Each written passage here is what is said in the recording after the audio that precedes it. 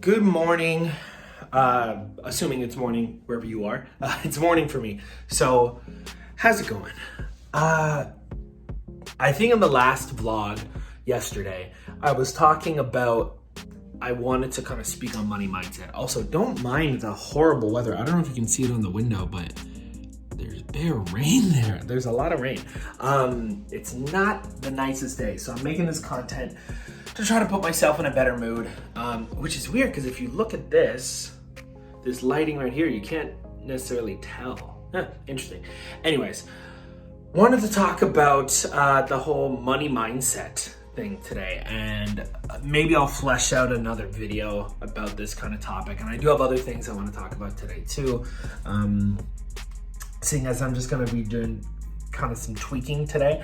You know what? We don't need to look at the state that my bed is in because I have laundry, okay? So don't judge me. I have laundry I need to put away. But anyway, that's not the point. That's not what you're here for. You're here to talk about money mindset. And the reason why I wanted to talk about this is because, well, honestly, I learned so much in the last 2-ish years or so, just in quote unquote these times that we've been in. And I kind of wanted to, let me angle this a little bit better. I kind of wanted to speak on the idea of money as it pertains to like entrepreneurship and just looking at things differently, because I wanted to speak on this yesterday, but I was getting kind of tired and the video was kind of long. And I don't have much going on today, just doing some tweaking stuff, which I mentioned earlier. But anyways, so money mindset. Honestly, I realized the way I was looking at money was totally different because I don't know if you're in the same position, but the way I grew up, well, first where I grew up, we were pretty comfortable. I'm not gonna lie. I lived in a pretty comfortable neighborhood, comfortable home. I had no concept of money, like, because I was a kid, I didn't make any money, right? Like $100 sounded like the world to me, but now looking back, I'm like $100 wouldn't have been shit, and it wouldn't have been shit where I was living either. Just in that environment that I grew up in as a kid. So I had no concept of money, none whatsoever. And then I went from there to living like not even like paycheck to paycheck, or my parents weren't even living paycheck to paycheck. It was like, you know, both parents at the time were at most working part-time. So it was like 2 part-time salaries with a house with 2 adults, and then a teenager, and then an infant. So it was stressful to say the least. But I also was not making money. Actually, I think I did get my first job technically where I was making like $5 an hour, doing like one of those stand on the street kind of things, you know, with the sign kind of thing. But anyway, all this to say, you know, then after that, I lived, like after that kind of like that, I guess, low income household, then I lived in like a middle class household, I guess. And then that's when I started to make a little bit of money, but like probably like, I don't know, $500 a month or something, like something small, right? Just working part-time while in high school kind of thing.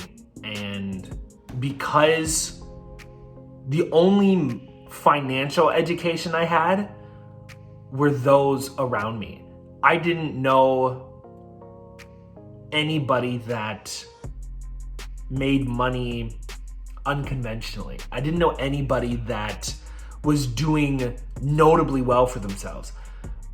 Where I grew up with my grandparents, and my grandparents are very comfortable, but we never had discussions about money. As a kid, it's not something you think about. It's not, unless you're taught about that, it's not something you ever think about. It's just not a thing. You just want to do whatever you want to do. And ironically, I would say I'm having a more kid-like approach to money, just in terms of the doing the things I want to do and worrying about the how as I'm going. Not after, but kind of as I'm going, right?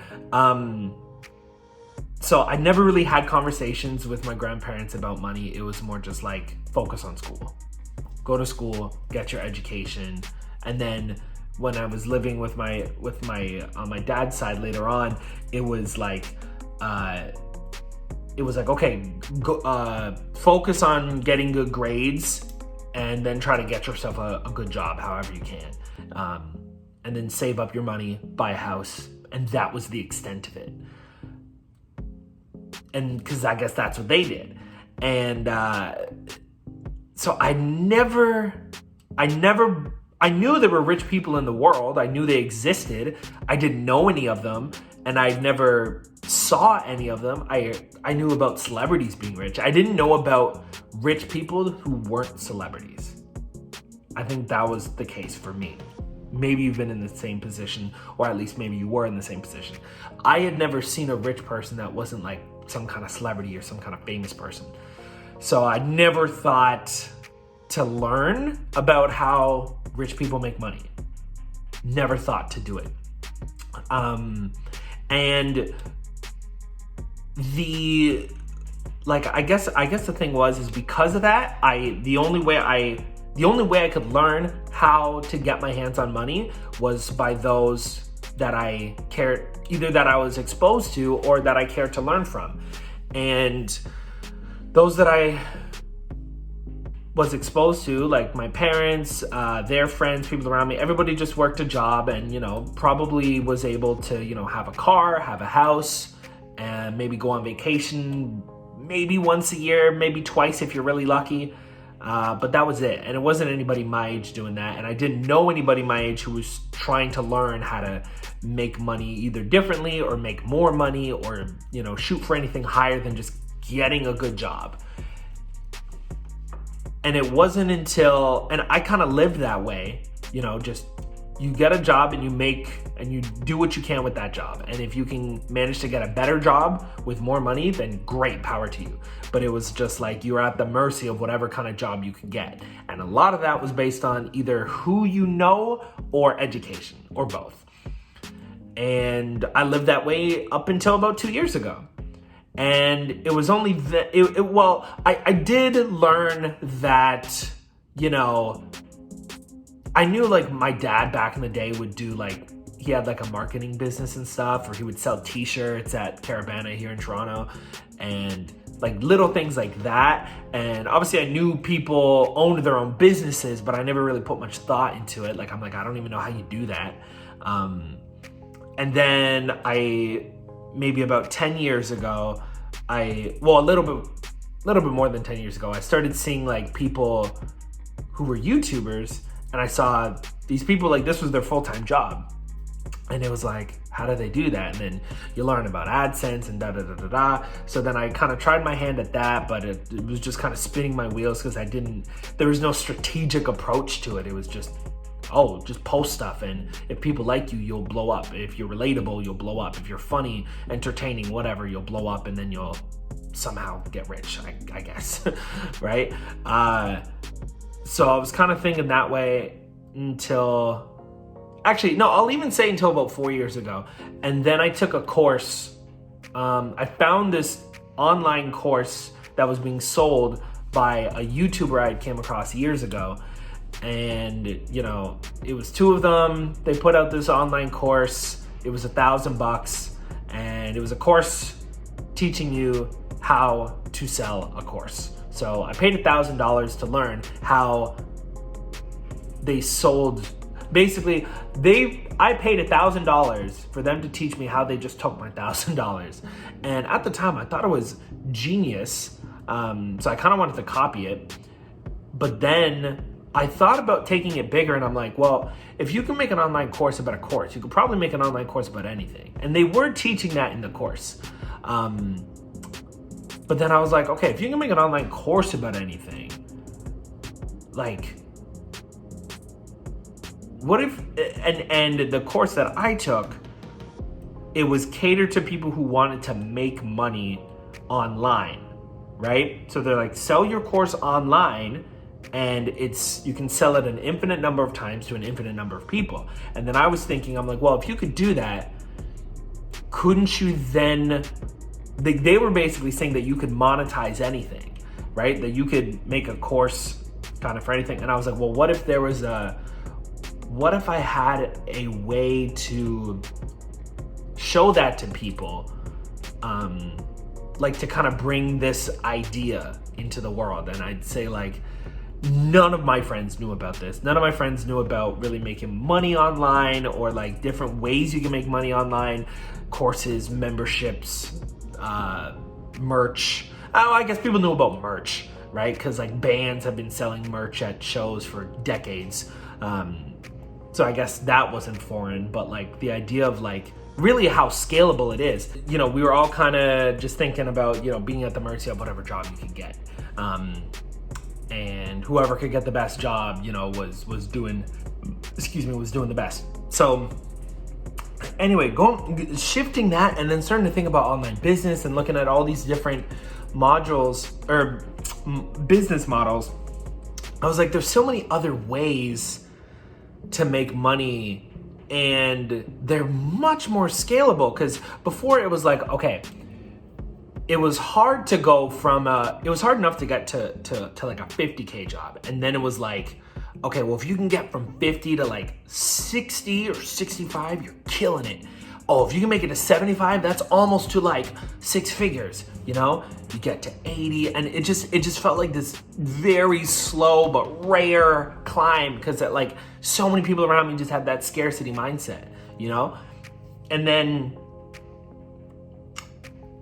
honestly, all I did, well, not all I did, but it all came down to learning, like trying to find other ways how to do this shit, you know? Like trying to find other ways to make money, and other ways that were scalable, right? Other ways that were not solely dependent on my time, right? Because that was the other thing. Even when I started doing freelance video editing on Fiverr, right? I got to a point where, I don't know, I was charging maybe like, in Canadian, probably like max $200 an edit, which is, you know, whatever. And at the time I didn't feel like I could charge anything more per video than that.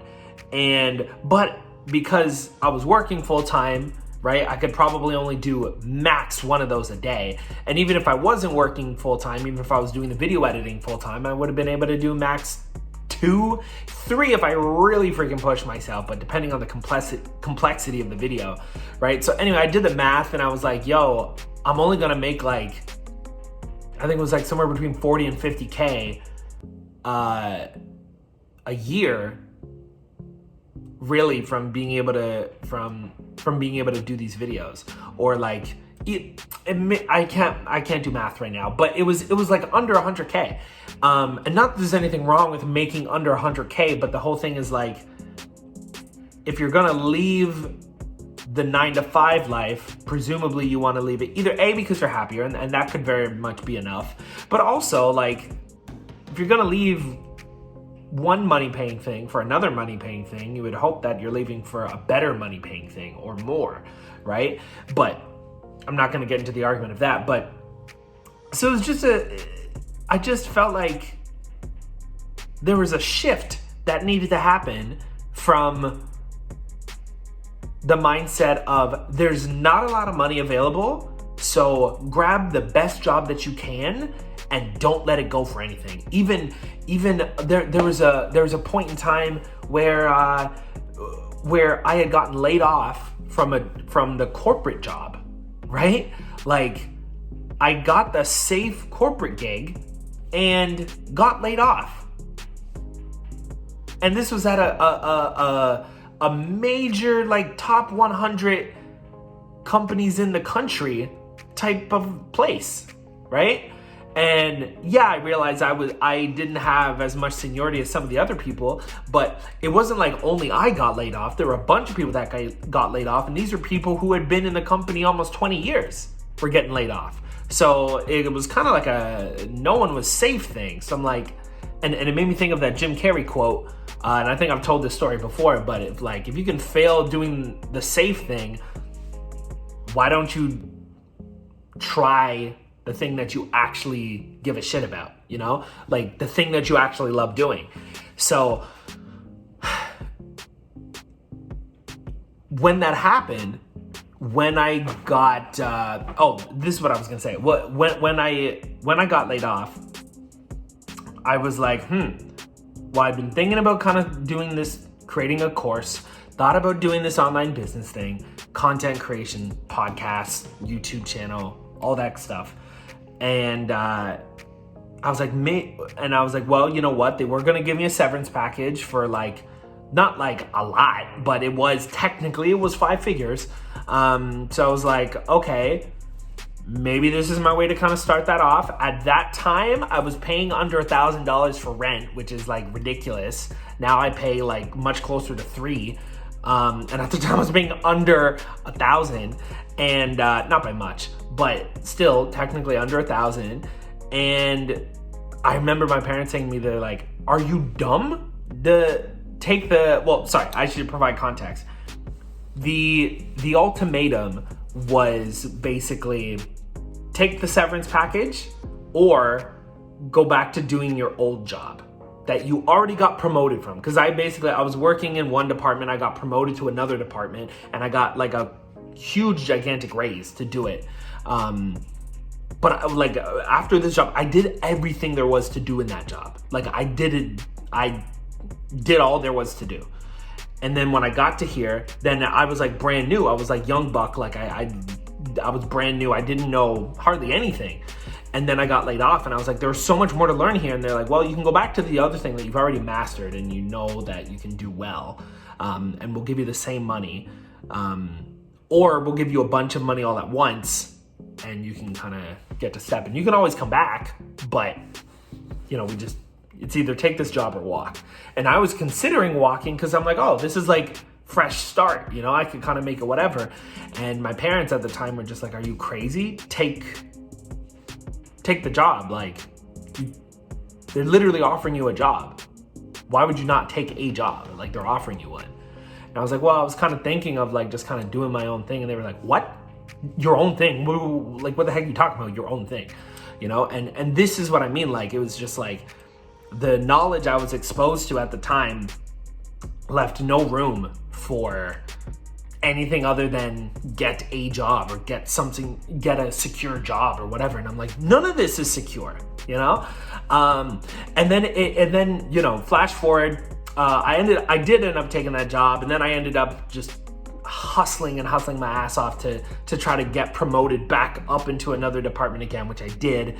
And then that job kind of went to shit. And then that's when I started doing the Fiverr stuff with the video editing. And then also during that time, I had moved in with my friend, and my friend had just made the switch to entrepreneurship full time. And learning from her, or just being around her, I learned a totally different way of looking at money, down to the little mini strategies of trying to put your money in places where it works for you, as opposed to for me growing up, I was always taught, oh yeah, you gotta save your money, save up, so then you can do whatever later on, so you can buy a house years down the line, or so you can retire comfortably way down the line. But it was just save your money. Excuse me. But there wasn't a strategy. And then I started learning about having your money work for you, right? And then through spending time with my friend who I was living with, and she was very kind of money driven, yes, but very she made sure to educate herself in the area of finance, right? And it was just an area that I I never educated myself in, I never bothered learning about, I never bothered exploring, I never bothered trying to learn from what other people who were successful with money did. I just assumed good job equals good money. That's how you do it. But there's all these other things of like making your money work for you, and doing tax sheltering or buying things that will make you money. Like that's what you spend your money on. You spend your money on stuff that's gonna generate income or shield you from taxes, right? You try to spend as little as possible on things that are quote unquote liabilities, right? Also, with knowing the fact of like, you develop a skill not just so that you can get a job doing that skill, like that could be part of it, but you develop that skill so you can then sell your knowledge, you can sell your experience, right? Via whether it's a course, consulting, private lessons, whatever, but like just all these other ways of making money, and then getting into real estate and then stocks and like all these different things that you can do with money. And a lot of that is like, some of it is more active, some of it is more passive, right? But it wasn't just you trade your time for money. You go into work, that work gives you a paycheck, you use that paycheck to pay your bills, and then hopefully you can kind of scrape up enough in between there to, just huddle over here. It's not making money while it's over here, but you're huddling it over here. And then when the right opportunity comes for you to put that money into something that is, the right thing to do, like buying a house or retiring or whatever it is, then you take all those nuts that you've kind of squirreled away and then you put it in. And it was like, it was kind of a toxic mindset, and it was a scarcity based mindset. It was money's hard to come by, or time is money, and just all these kind of maybe well-meaning perspectives, but outdated, not up to date, I guess, which is what outdated means. Not inclusive of like other things. It's like, okay, well, this is how I know how to make money, but does that mean that that's the only way to make money? Or like, it was so weird. Like, even in the last couple of years, it's been like, you know what? I don't have enough capital. Okay, cool. I'll just get some more money. It's like, you can't just get money. Like, I never thought that way growing up. And like, even now, like there's times where I'm not even gonna lie, like I have this place and I have a car, and then I have like, all these little business expenses and stuff that definitely add up. And of course I have a lifestyle that I'm trying to maintain also. And towards the beginning of this, time that we're in right now, I was able to secure some funding, some of it in the form of a grant, some in the form of a loan. And that loan is kind of coming due. And then, all these other bills are kind of piling up, and that money that I kind of did have this stack of was slowly going away over time. Wasn't padding up at the same way it was getting chipped away at. And I always thought, I'm like, well, you know what? In all honesty, I always could go back to getting a job. I could do that, but I didn't really want to. I still don't want to, right? Obviously, if it's get a job or live on the street, right? Then sure, I don't want to live on the street, but I'm more so focused on, I'm like, okay, how can I get money where I don't have to do the thing I don't want to do? And I'm like, well, if anything, I would work at a startup, right? If I did have to go that route, what I actually ended up doing was signing myself up for Lyft, again, to drive for Lyft, because that way I still get all that autonomy that I want, right? The only thing I have to do is follow the rules of the road, and then, follow the rules of the app, which is just, keep your mask on and don't harass people, right? I'm pretty sure I can handle that. But there's, hours are completely what you make them to be, right? Location is completely what you make it to be. I mean, within your province, I think, or I guess if you're in the States, it would be in your state, probably. But yeah, like other than that,